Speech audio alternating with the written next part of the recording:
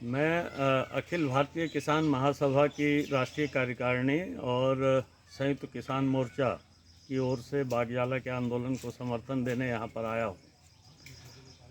बागजाला की ये जो लड़ाई है ये तो बहुत पहले से है।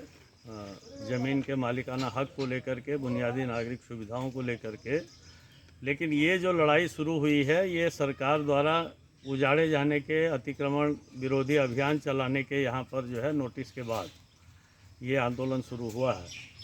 और ये सिर्फ बागजाला में नहीं हुआ है बल्कि पूरे देश भर में जगह जगह सरकार गरीबों को, किसानों को जो है उनकी ज़मीनों से बेदखल कर रही है। और इस तरीके से एक जो है बड़े कॉरपोरेट घरानों के लिए ज़मीनों की व्यवस्था करने पर जो है ये सरकार लगी हुई है। तो एक तो हम सरकार से ये कहना चाहते हैं कि ये जो वन भूमि में बसे हुए लोग हैं, ये लाल कुआं विधानसभा के अंदर ही 40% आबादी लगभग वन भूमि पर बसी हुई है।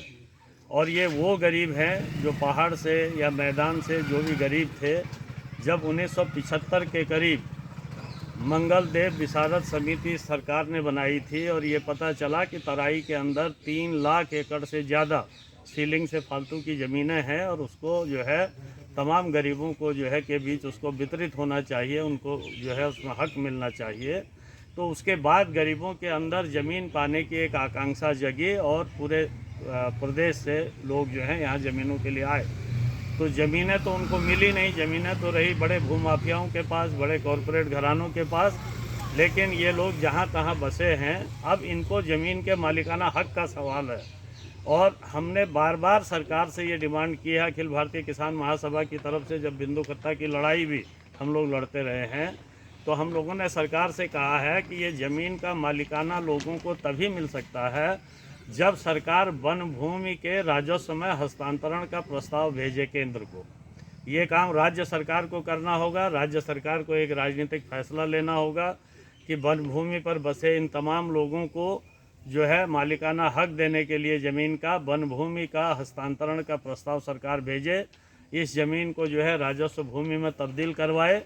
और ये हो सकता है क्योंकि पिछले 10 साल के अंदर ही हमारी ही उत्तराखंड की सरकारों ने जो है लगभग 15,000 एकड़ ज़मीन वन भूमि के हस्तांतरित कराई है तमाम प्रोजेक्टों के लिए।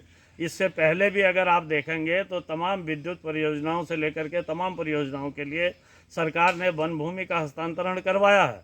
तो अगर बड़े परियोजनाओं के लिए वन भूमि का हस्तांतरण हो सकता है तो प्रदेश के लाखों लाख गरीबों के रोटी रोजगार के लिए, आवास के अधिकार के लिए वन भूमि का जो है हस्तांतरण क्यों नहीं हो सकता है, ये हमारा सवाल है।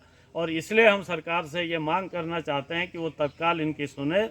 एक तो यहाँ से अपने भेजे गए नोटिसों को वापस ले, इन लोगों को बुनियादी नागरिक सुविधाएं जल्दी से जल्दी उपलब्ध कराए। और राज्य सरकार यहाँ पूरे तराई क्षेत्र में जितने भी वन भूमि में बसे हुए लोग हैं, इनके भूमि हस्तांतरण के प्रस्ताव को केंद्र के पास तत्काल भेजें।